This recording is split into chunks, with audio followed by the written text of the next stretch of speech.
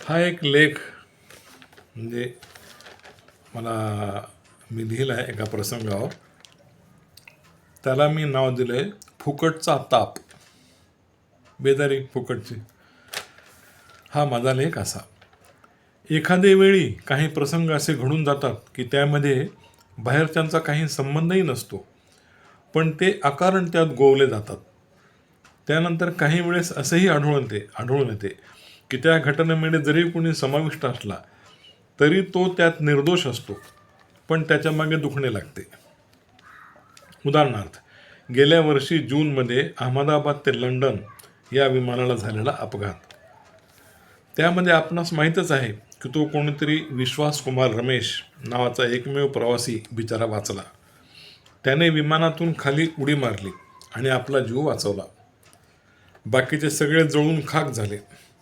फक्त याला थोडी दुखापत झाली, पण तो जिवंत राहिला.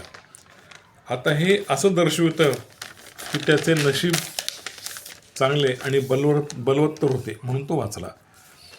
पण पुन्हा काही काळानंतर दुसरेच एक छोटे दुखणे त्याच्या मागे लागले. बरेच लोक असं म्हणू लागले की हा एकटाच कसा काय वाचला, त्याला त्याची पूर्वकल्पना होती काय असं होणार म्हणून.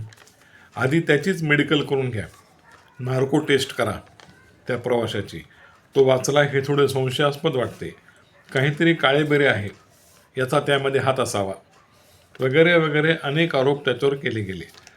आता तो बिचारा हकनाकच परेशान झाला हे सगळं ऐकून. उलट त्याचा भाऊ त्या प्लेनमध्ये गेला हे दुःख त्याचं कोणी बघितलंच नाही.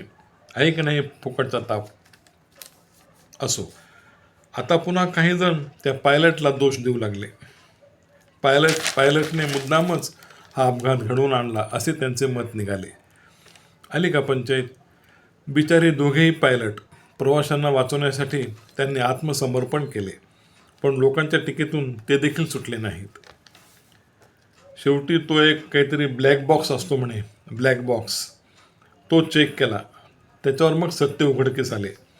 विमानातच काहीतरी टेक्निकल फॉल्ट होता, जो कोणाच्या लक्षात न आल्याने तिकडे दुर्लक्ष झाले, त्यामुळे प्लेन क्रॅश झालं.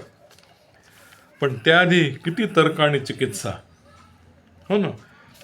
असो, आता तिसरी गोष्ट म्हणजे या विमानाची पूर्ण शूटिंग घेणारा आर्यन नावाचा एक 17 वर्षाचा तो मुलगा. त्याच्यावरच कितीतरी काळ कॅमेरे चालू होते. त्या बिचाऱ्याला वाटले असेल की कुठून झक मारले, मला काय दुर्बुद्धी झाली आणि मी ती व्हिडिओ काढला त्या विमानाचा. सहज गंमत म्हणून व्हिडिओ काढला, पण त्यामुळे सगळ्या भारतातच नव्हे तर पूर्ण जगात माझं नाव चमकलं असं त्याला वाटलं असेल. काही लोक तर त्याच्याबद्दल असं म्हणाले की विमान क्रॅश होण्याच्या वेळेलाच तो कसा काय तिथे गेला. या पोराला त्याची काय आधीच कल्पना असावी, या आर्यनचीच चांगली टेस्ट करा, वगैरे वगैरे काही कॉमेंट्स निघाल्या. तर असो, सांगायचं काय की कोणाच्या मागे कशाचं दुखणं लागेल सांगता येत नाही. अकारण डोक्याला ताप.